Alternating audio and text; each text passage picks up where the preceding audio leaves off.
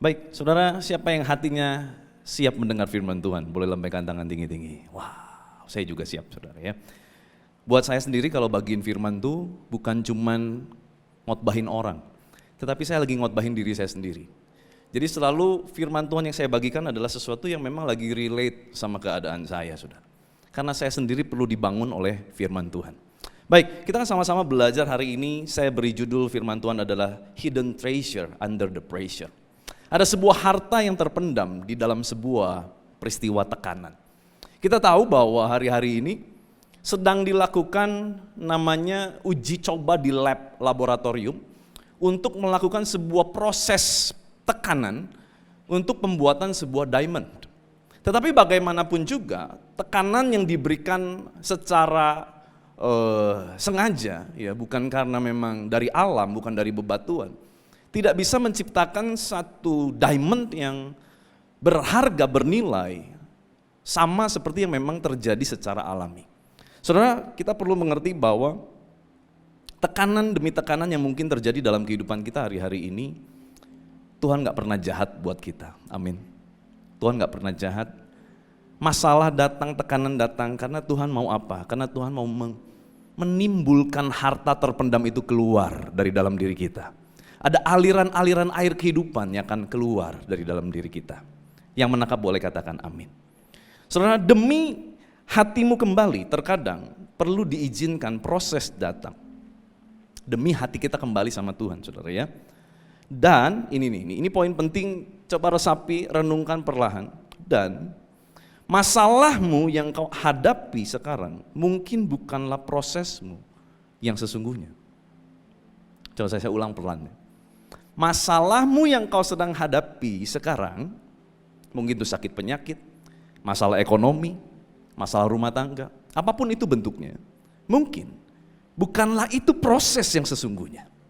Maksudnya gimana? Nanti kita akan dengar firman Tuhan, kita akan belajar dari seorang bernama Ayub.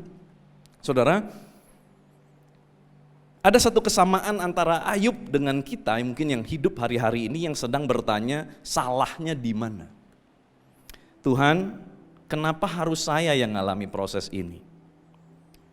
Ada apa sih Tuhan? What's wrong? What else? Apalagi sih Tuhan yang Tuhan mau dalam hidup saya? Kok prosesnya belum selesai? Kok masalahnya nggak beres Tuhan? Apalagi sih yang Tuhan mau? Saya udah habisin ini semua buat Tuhan. Waktu saya udah kasih, semua saya udah beri. Saya kurang gimana? Baca Alkitab udah, doa ke gereja rajin. Kurang apa lagi? What else? Mungkin kita sering bertanya seperti itu sama Tuhan. I confused, saya bingung Tuhan. Apa sih, kenapa sih hal ini terjadi? What supposed to do? Apa yang saya harus lakukan Tuhan? Pertanyaan ini adalah pertanyaan yang sama yang pernah muncul dalam kehidupan seorang bernama Ayub. Dan kita akan belajar hari ini ada beberapa poin dari kisah Ayub. Yuk kita lihat Ayub pasal pertama ayat yang ke-8. Lalu bertanyalah Tuhan kepada iblis, apakah engkau memperhatikan hambaku Ayub? Sebab tiada seorang pun di bumi seperti dia, yang demikian, perhatikan kata ini, saleh dan jujur, yang takut akan Allah dan menjauhi kejahatan. Saudara, pahami ini bahwa saleh menurut Kamus Besar Bahasa Indonesia itu artinya adalah orang yang menjalankan ibadahnya atau kewajiban agamanya dengan sungguh-sungguh. Jadi luar biasa ya, Tuhan sudah bilang ini Ayub orang yang saleh. Tetapi perlu kita mengerti ini, standar Tuhan buat kita orang percaya bukan saleh. Tetapi standar Tuhan buat kita orang percaya adalah teleios, menjadi sempurna seperti Allah. Mana bisa? Saudara, kata teleios itu artinya adalah begini dalam bahasa Yunani. Mencapai pertumbuhan yang penuh, mature, dewasa, seperti apa yang Tuhan mau. Saya ulang, sempurna, teleios dalam bahasa Yunani, itu artinya adalah mencapai pertumbuhan yang penuh. Sempurna itu artinya mencapai pertumbuhan yang penuh sesuai dengan standarnya Tuhan untuk setiap kita. keserupaan dengan Kristus, itulah teleios. Nah saudara, kalau kita udah ngerti ini, berarti kita tahu bahwa Tuhan itu gak ada maksud jahat. Mendatangkan proses dalam kehidupan Ayub, Tuhan gak ada maksud jahat. Sebab Tuhan tahu Ayub adalah orang yang saleh. Namun, kita akan belajar hari ini ternyata masih ada hal-hal yang tersembunyi di dalam diri Ayub, yang gak nampak sih, tetapi waktu tekanan itu datang, waktu proses itu datang, waktu proses bertubi-tubi menghajar, baru yang ada di dalam lubuk hati terdalam itu tiba-tiba keluar. Saudara, dalam keadaan baik, kita semua bisa bilang Tuhan Yesus baik. Tetapi dalam keadaan ditekan, lebih ditekan lagi, dihabisin, diinjek orang, masih gak kita bisa bilang Tuhan Yesus baik? Biasanya keaslian kita, siapa diri kita, itu keluar waktu tekanan itu datang. Nah saudara, coba kita lihat ya, Ayub 1 ayat 5, ini luar biasa. Ini yang dilakukan Ayub. Setiap kali apabila hari-hari pesta telah berlalu, Ayub ini orang yang sangat kaya, bahkan dikatakan paling kaya di daerah Timur Tengah, saudara ya. Ayub memanggil mereka, yaitu anak-anaknya, dan menguduskan mereka. Keesokan harinya pagi-pagi bangunlah Ayub, lalu mempersembahkan korban bakaran sebanyak jumlah anak-anaknya sekalian. Sebab pikirnya mungkin anak-anakku sudah berbuat dosa dan telah mengutuki Allah di dalam hati. Demikianlah dilakukan Ayub senantiasa. Tetapi kalau kita loncat ke Ayub pasal 3 ayat yang ke-25, di mana proses mulai datang dalam kehidupan Ayub, tiba-tiba Ayub bilang begini, karena yang kutakutkan itulah yang menimpa aku, dan yang kucemaskan itulah yang mendatangi aku. Saudara, ada satu kronologis yang luar biasa antara ayat sebelumnya dengan ayat yang tadi kita baca. Apa? Ayub berusaha saleh hidupnya. Ayub bahkan berusaha menjaga kekudusan anak-anaknya.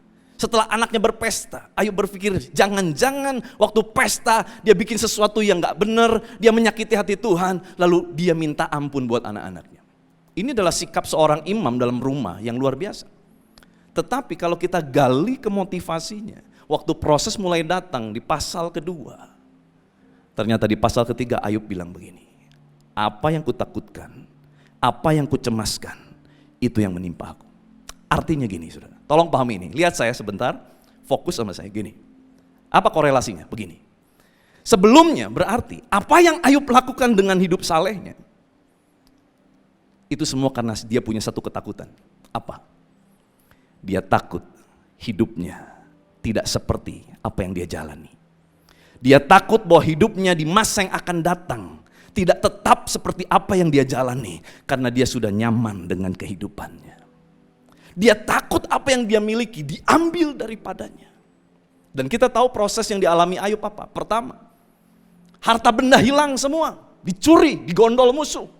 Yang kedua, anak-anaknya lagi kumpul di rumah kakaknya, tiba-tiba turunlah kehancuran, gempa bumi yang dahsyat, dan tiba-tiba rumah itu tertimpa dan semua anaknya meninggal. Tidak berhenti sampai di sana. Istrinya bilang gini, Ayub kutuki aja Allahmu. Ngapain nyembah Allah yang model begini? Istrinya mulai gak sepakat sama dia. Gak lama dia nunggu mungkin. Kapan pemulihan terjadi? Apa yang terjadi? Kesehatan dia menurun, memburuk. Dia ngalami borok-borok, barah-barah. Tumor-tumor dalam bahasa aslinya. Barah itu tumor, benjolan-benjolan. Yang gatal luar biasa, dia kerik sampai keluar darah dan nanah. Belum sampai di sana, tiba-tiba teman-temannya datang ceritanya mau menghibur, tapi melihat keadaan Ayub, mereka gak bisa berkata-kata.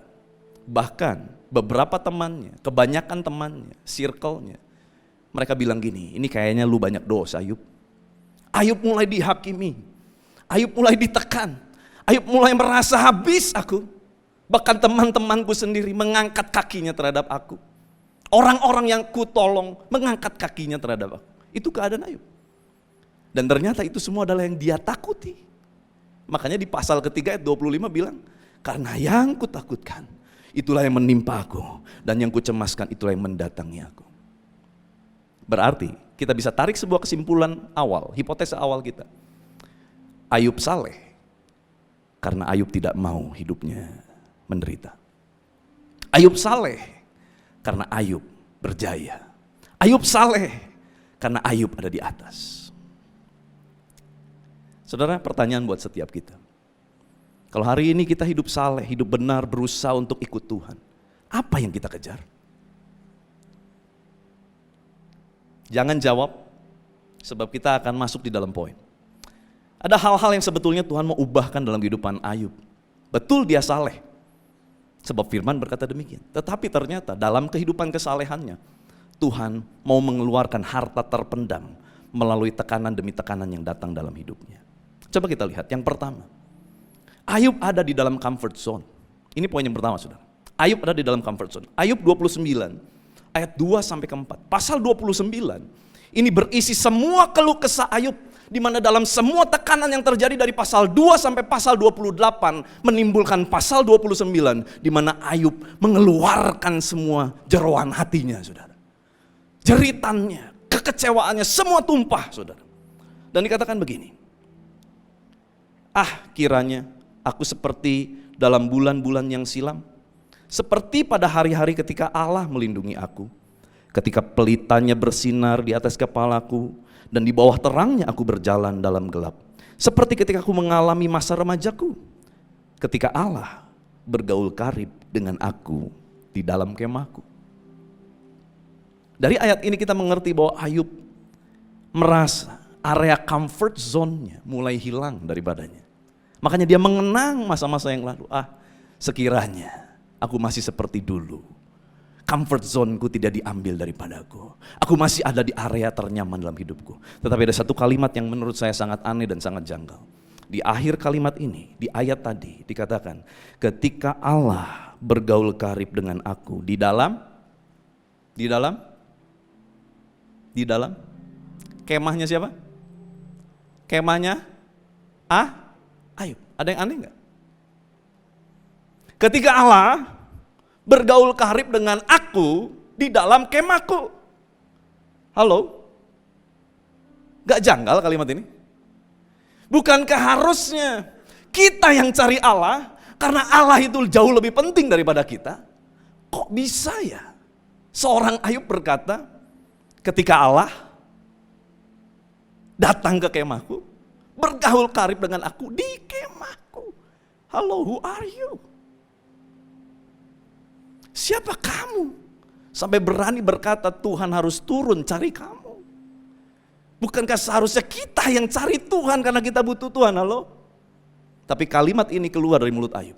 Di dalam segala tekanannya, ternyata ada segurat yang mungkin dia tidak sadari. Bahwa Ayub merasa dia hebat. Ayub merasa dia pantas. Ayub merasa bahwa Tuhan pun bergaul karib dengan dia. Di mana? Di rumahnya, di kemahnya. Sampai Tuhan harus turun dari surganya untuk ketemu sama dia loh. Saking hebatnya seorang bernama Ayub. Ternyata Tuhan dengan lembut menegur Ayub. Ada sesuatu yang gak beres, Tuhan mau beresin. Yang kedua, ada yang janggal lagi. Ayub 29 ayat yang ke-6. Ketika langkah-langkahku bermandikan dadih dan gunung batu mengalirkan sungai minyak di dekatku. Dalam terjemahan The Message bagus banget dikatakan, when everything was going my way. It's my way. It's my dream. It's my way. Artinya apa? Hidupku gimana ku? Uang-uangku, harta-hartaku gimana aku? Nyawa-nyawaku gimana aku? Semua juga ini karena aku. Saudara, langkah bermandikan dadih, gunung batu mengalirkan sungai minyak. Dalam bahasa aslinya, dadih itu adalah milk and cheese, susu dan keju. Susu keju itu diperoleh dari apa, saudara? Susu dan keju diperoleh dari binatang, sapi. Saudara, pada zaman itu, tolong pahami ini. Ada dua penghasilan terbesar yang harus dikuasai buat orang-orang tinggal di Timur Tengah. Apa? Yang pertama adalah minyak bumi. Olive oil itu adalah penghasilan dari minyak. Olive oil. dari pohon olive. Yang kedua adalah apa? Ternak. Saudara, pada saat itu jelas Ayub tahu hidupnya dijaga untuk sesaleh mungkin karena dia mau yang namanya prosper, makmur, sejahtera. Saudara, saya bukan bilang bahwa hidup kekristenan gak boleh sejahtera, bukan. Tetapi kalau hidup kekristenan yang kita kejar adalah kekayaan, milk and cheese, dadih dan minyak, menguasai pasar, menjadi orang yang kaya raya, sorry, kita sedang salah alamat. Kita sedang melenceng dari kekristenan yang sesungguhnya. Sebab kekristenan bukan bicara menjadi semakin aku kaya, tetapi semua kekristenan itu tentang Tuhan dan tentang Kristus. Makanya dikatakan Kristen, serupa Kristus. Tapi kalau hari ini kita mulai mengejar yang namanya kaya, hebat, luar biasa, nggak salah sih, sukses, selama nama Tuhan dimuliakan nggak salah. Tetapi kalau motivasi terdalam kita ternyata bukan untuk memuliakan Tuhan, itu akan jadi sumber masalah. Mari kita perhatikan sungguh-sungguh. Berikutnya, apalagi yang bermasalah sih dalam kehidupan Ayub? Ayub 29 ayat 7 sampai ke 11. Apabila aku keluar ke pintu gerbang kota dan menyediakan tempat dudukku di tengah-tengah lapangan, maka ketika aku kelihatan, mundurlah orang-orang muda. Artinya udah gak level nih muda nih ya. Dan bangkitlah orang-orang yang sudah lanjut umurnya. Wow, penatua-penatua kota. Lalu tinggal berdiri, bahkan gak berani duduk, langsung pada berdiri semua. Kenapa? Ayub datang, Ayub datang. Para pembesar berhenti bicara, mereka lagi ngobrol. Ayub, Ayub, Ayub. Dan menutup mulut mereka dengan tangan. Suara para pemuka membisu, lidah mereka melekat pada langit-langitnya. Apabila telinga mendengar tentang aku, maka aku disebut berbahagia. Dan apabila mata melihat, maka aku dipuji. Wow. Ini loh yang menjaga Ayub tetap saleh. Karena Ayub gak mau kehilangan respect and honor.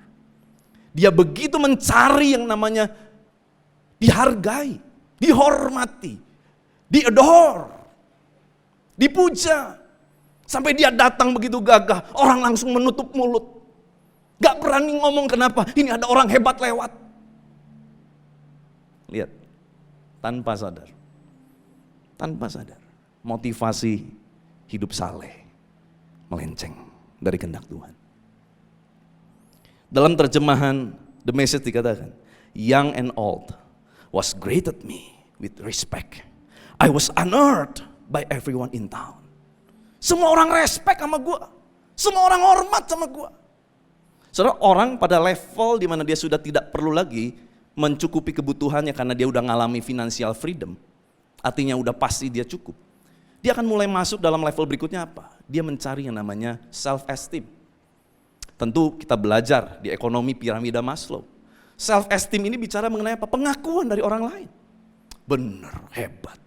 Benar, luar biasa. Saudara, kalau kita mulai terjebak ke situ, hati-hati. Firman Tuhan keras hari ini. Tetapi saya mau kita adalah orang-orang yang mengasihi Tuhan. Hidup kita lurus di hadapan Tuhan. Amin. Amin. Suara aminnya makin redup, saudara. Amin. Saya mengasihi saudara. Saya tidak sedang menghakimi, saya sedang mengingatkan diri saya juga tentang ini semua, saudara. Yang berikutnya, masalah berikutnya apa? Ayub 22 ayat 12 sampai 16. Karena aku, saudara perhatikan berapa banyak kata aku yang muncul. Karena aku menyelamatkan orang sengsara yang berteriak minta tolong. Juga anak piatu yang tidak ada penolongnya. Aku mendapat ucapan berkat dari orang yang nyaris binasa. Dan hati seorang janda ku buat bersukaria. Aku berpakaian kebenaran dan keadilan menutupi aku seperti jubah dan serban. Aku menjadi mata bagi orang buta dan kaki bagi orang lumpuh. Aku menjadi bapa bagi orang miskin dan perkara orang yang tidak ku kenal ku selidiki. Saudara, berapa kata aku di situ? I center. This is the problem. Saat seorang anak Tuhan, hamba-hamba Tuhan, mulai I center bukan lagi God center, masalah akan muncul. Kan dia akan mulai melihat, menakar segala sesuatu tentang dirinya. Dia akan merasa, kok gue hari ini gak dipuji ya? Kok hari ini gue gak dipuja ya? Kok hari ini gak ada orang nyalamin gue ya? Kok hari ini gak ada orang senyum sama gue ya? I center. Padahal Lukas 17 ayat 10 bilang gini, demikian jugalah kamu. Apabila kamu telah melakukan segala sesuatu yang ditugaskan kepadamu. Ini Tuhan Yesus yang ngomong, saudara. Hendaklah kamu berkata, kami adalah hamba-hamba yang tidak berguna. Kami hanya melakukan apa yang kami harus lakukan. It's all about grace. Semua yang kita punya, semua yang ada dalam kehidupan kita, it's all about grace of God. Semua adalah kasih karunia Allah. Bukan karena kita hebat, bukan karena kita luar biasa pengalaman segudang, no. It's about God. Bahkan Tuhan sendiri ngajar apa? Kalau kamu udah lakukan semua yang luar biasa, datanglah tetap sama Tuhan berkata, aku hamba tidak berguna, hanya bisa melakukan apa yang Tuhan suruh. Mari, kita jadikan ini sebuah standar dalam kehidupan kita. Berikutnya saudara, sedikit lagi saya selesai. Ayub pasal 29 ayat 17. Geraham orang curang kuremuk dan merebut mangsanya dari giginya. Saudara, kalimat ini yang saya pahami.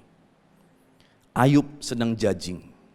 Ayub sedang menjudge orang lain. Oh, kamu curang, sini, saya rebut. Kamu curang ini. Wah, hebat ya. Di tengah kota semua orang yang tua-tua semua mengatupkan mulutnya. Dia langsung datang, dia bilang ini salah, ini benar, ini salah, ini benar, ini salah, ini benar. Dia begitu terbiasa menghakimi, judging. Padahal Matius 7 ayat 1 bilang gini, jangan kamu menghakimi. Ini Yesus yang ngomong. Supaya apa? Supaya kamu tidak dihakimi. Saya tuh bingung begini ya, bicara mengenai penghakiman.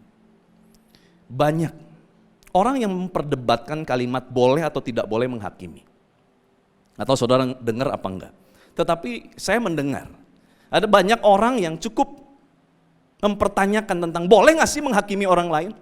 Kan katanya nanti juga kita akan menghakimi malaikat. Itu nanti loh saudara. Akhir zaman saudara, bukan sekarang loh. Kalau kita lihat konteks ayatnya beda, bukan waktu kita tinggal di bumi. Tapi kan Pak, Yohanes 7 ayat 24 bilang apa? Janganlah menghakimi menurut apa yang nampak, tetapi hakimilah dengan adil. Berarti boleh dong menghakimi. Oke, let's say boleh. Let's say boleh, oke ya? Anggaplah boleh. Saya tidak akan ngomong boleh dan tidak, anggaplah boleh. Tetapi di Yohanes itu bilang gini, jangan menghakimi menurut apa yang nampak, tetapi hakimilah dengan adil. Artinya ada yang gak nampak, kita harus tahu. Pertanyaan saya begini, kalau kita mau mulai menghakimi orang, anggaplah boleh, sekali lagi ya, anggaplah. Kita bisa menghakimi fair gak? Bisa Pak, saya akan selidiki. Coba, bagaimana kita bisa menyelidiki apa yang ada di dalam lubuk hati seseorang? Can we? Hati orang siapa tahu? Dia ngomong A di dalam hati B, bisa kita tahu? Kita bukan Tuhan. So kalau Tuhan bilang gini, oke, jangan menghakimi menurut apa yang nampak, hakimi dengan adil. Artinya gini, bisa hakimi dengan adil? Bisa fair? Bisa Tuhan. Memang bisa lihat apa yang kita gak lihat? Gak bisa saudara. Saat kita mulai mengucapkan penghakiman ini semua karena dosa sih makanya kamu sakit. Eits, nanti dulu. Kita melihat apa yang kelihatan. Tetapi apa yang tidak dilihat mata kita, kita tidak tahu. So penghakiman datang dari manusia, tidak akan pernah fair. Tidak akan pernah adil. Kenapa? Karena kita terbatas. Makanya dikatakan biarlah pembalasan milik Allah. Karena Allah melihat semua sampai ke dalam lubuk hati seseorang. Semua telanjang. Tetapi buat manusia, kita banyak tertutup. Kita gak bisa tahu. Sekalipun kita berhasil mengumpulkan 100 bukti, selalu akan ada satu bukti yang kita tidak bisa kumpulkan. Tapi Pak yang 100 cukup, sorry. Jangan menghakimi apa yang nampak. Artinya yang tidak nampak itu harus diperhitungkan. Di mana yang tidak nampak kalau kita tidak perhitungkan berarti kita tetap gak bisa fair. So, saya akan lebih memilih daripada dikatakan boleh gak sih ngakimin orang, saya akan lebih memilih untuk tidak menghakimi orang. Why? Karena saya tidak mau apa yang terjadi. Apa yang kamu takar untuk menghakimi orang akan ditakar balik untuk menghakimi engkau. Wow, it's hard. Itu susah saudara. Apa yang kita katakan, dia sih mulutnya begitu, makanya rumah tangga berantakan. Apa yang kita ucapkan barusan akan ditakar balik sama kita. Gak gampang saudara. Please be very careful. Jangan sampai kita melakukan yang namanya penghakiman. Saudara, Saya tutup dengan ini. From proud to humility. Dari sebuah kebanggaan yang keluar dari semua tekanan, tiba-tiba semuanya muncul. Comfort zone-nya terganggu. Dia biasa judging orang. Dia biasa aku dan aku. Semuanya muncul, saudara. Tetapi terus terjadi. Dia terus ngedumel, dia marah, saudara ya. Sampai di pasal 42 ayat yang kelima. Ini titik tolak kehidupan Ayub. Ayub bilang begini, hanya dari kata orang saja aku mendengar tentang engkau, maksudnya Tuhan. Tetapi sekarang itu kapan? Dia udah di pasal 42, sekarang. Setelah semua proses dia lalui, dia kehilangan semua yang berharga, dia diinjak-injak, dia direndahkan, dia maki-maki Tuhan, semua itu sudah berlalu. Tetapi sekarang, artinya semua itu sudah lewat. Setelah dia diproses dengan luar biasa. Mataku sendiri memandang engkau, dalam bahasa aslinya. Dalam kerendahan hati, aku berjumpa dengan Tuhan. Dulu waktu aku jaya, dulu waktu aku hebat, dulu waktu aku kaya, aku cuma tahu Tuhan dari kata orang. Tetapi sekarang, kapan? Waktu aku sudah direndahkan, aku diproses. Mataku memandang Tuhan. Halo? Saudara perhatikan ini. Yang menjadi masalah Ayub apa? Sakit penyakit, betul? Yang menjadi masalah Ayub kemudian apa? Dicemooh teman-temannya. Yang menjadi masalah Ayub apa? Dia kehilangan keluarganya. Dia mengalami masalah ekonomi. Itu masalahnya. Tetapi prosesnya bukan itu loh, saudara. Prosesnya apa? Tuhan munculkan keakuan Ayub. Karena Tuhan mau Ayub berubah menjadi orang yang ngalamin Tuhan dalam segala kerendahan hati dia. Proses yang dia alami bukanlah masalah yang dia jalani. Sebab yang Tuhan lagi proses adalah proudnya dia. Masalahnya sakit penyakit, tetapi yang Tuhan uji adalah yang ada di lubuk hati terdalamnya. Mungkin hari ini kita sedang alami masalah, dan mungkin masalah yang kita sedang jalani itulah bukan proses yang Tuhan tuju.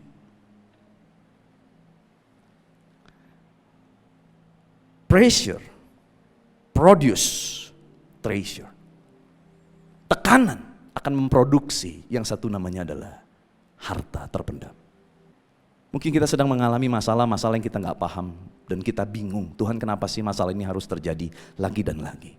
Saudara, mungkin kita harus mencari tahu apa sih sebetulnya di balik semua proses itu. Apa yang Tuhan mau supaya aku berubah? Waktu itu terjadi, nggak pakai lama.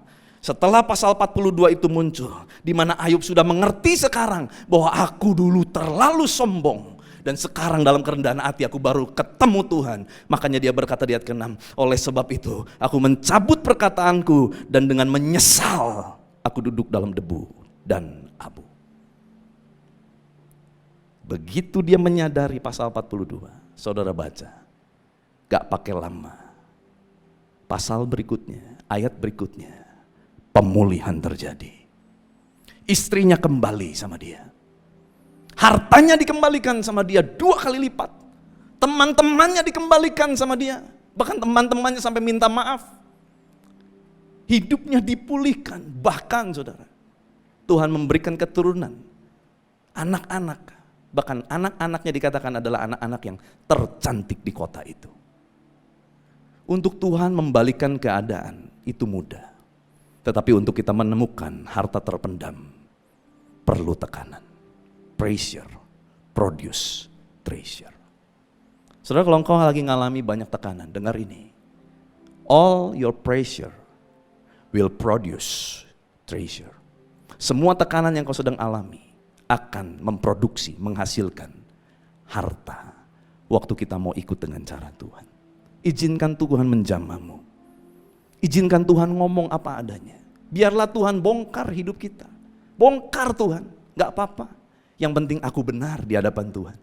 Bongkar Tuhan, habisin kalau perlu Tuhan. Kenapa? Karena aku mau hidup cuman sama Tuhan dan menyenangkan hati Tuhan, gak ada yang lain. Kalau berani kita ngomong begitu, saya yakin dan percaya. Gak perlu tunggu besok, hari ini juga keadaanmu akan terbalik. Engkau akan dipulihkan, engkau akan disembuhkan. Engkau akan ngalamin Tuhan, kasih tepuk tangan yang meriah buat Tuhan.